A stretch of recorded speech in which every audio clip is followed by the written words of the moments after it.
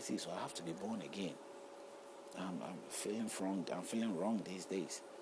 And if you don't have anybody to step on your toe to tell you that, hey, stop cursing yourself or looking down onto yourself. There's nothing wrong with your life or anything. There are people who are not necessarily religious, greed, but people who are in a situation where they sort of, they are obsessed with the religion or the faith that they are into. And that is the reason why it's necessary for them to sort of be got into a situation where the full attention is necessary, for that person to be able to attain the heights that he wants to attain. So the living God stands in that place and says, surrender it all. Be born again. Be a new person. Give away all the obstacles, because I cannot allow obstacles in the way.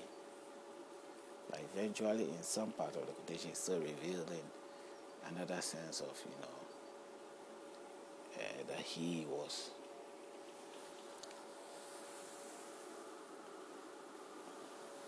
revealing in another sense, that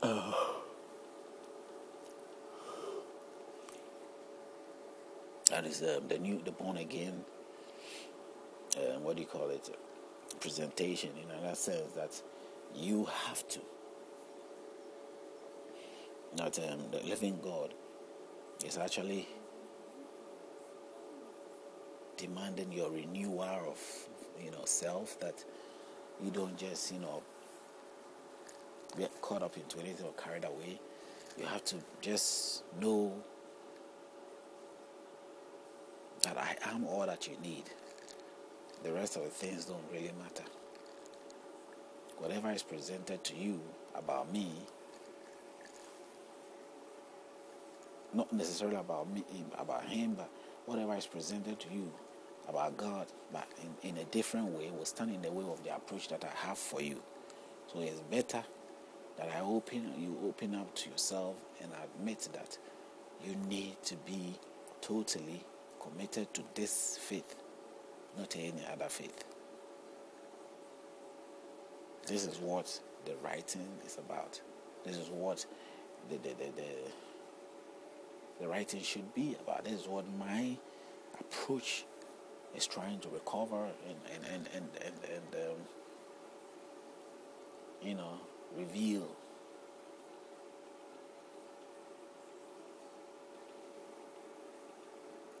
I do have so many things that I had to really pull out. As I said, we'll read through the book. It makes it easy that you meet those quotations, and when we meet them, we sort of weigh it out and balance it and see where we stand. But it is not so much necessary today to go and worship any idol or anything that you might not necessarily see as God. You don't need to get yourself trapped into anything. Life is as it is. God can reveal himself now, and it doesn't have to be through a prophet or anything. I don't know why that time it was that case, but that's what I think now. You don't need God showing you what he wants to show you through any other means that is mystical to you or mysterious to you. He can do it. Nothing stops him. The big space that we have. And so the one thing that sometimes I admire, the challenge from the Bible, when Jesus revealed that do not believe in Matthew 24, he said, do not believe in anything unless you have seen me come from the sky. Because basically, that is one way to prove the truth and the fact of all these things. Because he knew, or he had to know somehow, that people will come and claim that I'm alive in spirit. I am now with you in spirit. And they will have quotations to back it, to show that he is there with you in spirit. And he is here with you in spirit. And so then it becomes necessary for you to view him in a sense that, Unless I come or appear in the physical realm, you can feel me and touch me and I'm there. Do not believe in any other.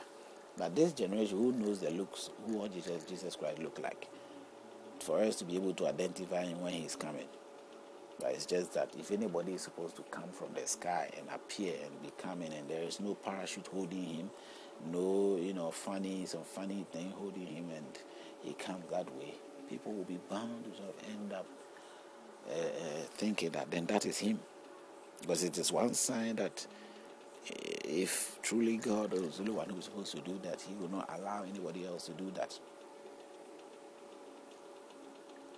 And that is a challenge that I see in the book. That is a very valid challenge, to sustain, to sort of support the faith and the coming of Christ. If anything about coming of Christ, this is the core thing that they need. This is the core book that is needed to be able to sort of reflect his coming.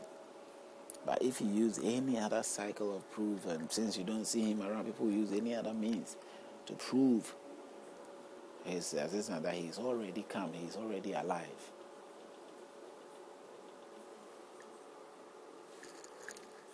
And by looking at these things, we can see clearly that no, it is not so. We can look at it and realize that it is not so. Because the truth of the matter is that the God that we pray to, the God that we commit ourselves to, the God that we adjust ourselves to, in every way must be able to sort of be proven in a more verifiable way.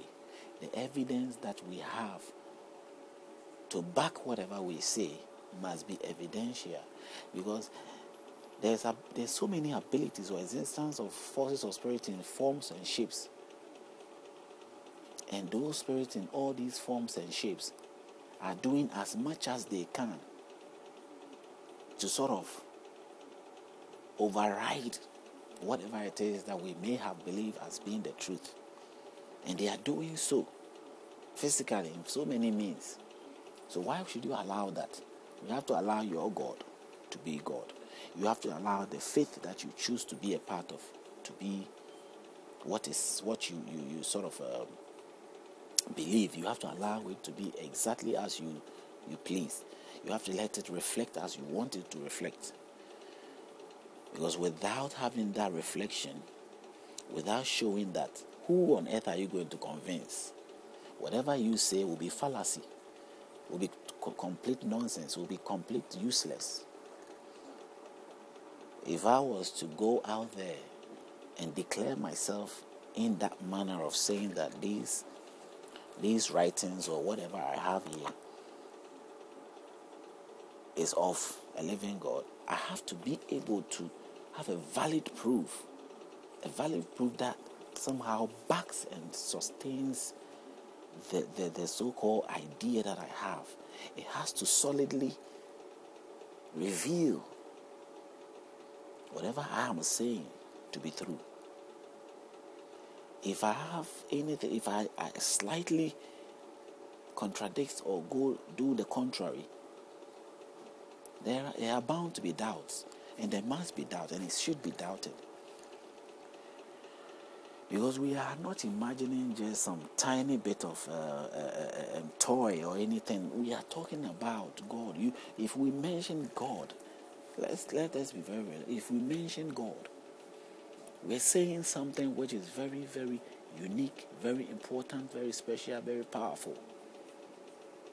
We are mentioning something that is beyond the human our thinking, our ability. We are calling on or talking about something powerful, something really great. If we say Allah, we are talking about someone really great, someone very huge and powerful, very, beyond us. And so the Allah groups and the Christian groups and the Buddhist group and whatever form of shape you call on God, you are assuming that is the greatest ever. That is the source of life that you are looking upon. And you mustn't look at it lightly and say that, oh no, this, I think by this means it's okay. There isn't any means that is okay, except what